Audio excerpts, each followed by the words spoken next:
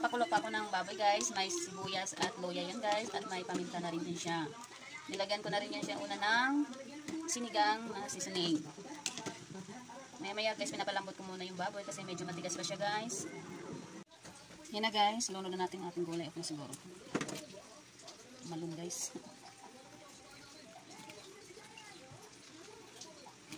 Dami kong okra guys. Mahilig kasi ako sa okra. Pati ating gamoski.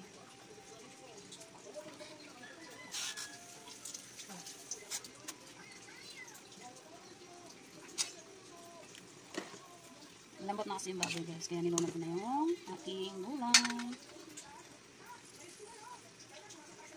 And guys, medyo lumambot na ang ating okra. At lagay na natin ang ating pambansang kangkong. Charot. Pambansang kangkong. Ayan. Konting baboy lang guys. Pero mas marami yung vegetables. Ayan, puro lang green. Wala nang iba. Ayan. Ito yung ulam namin ng aking damulski.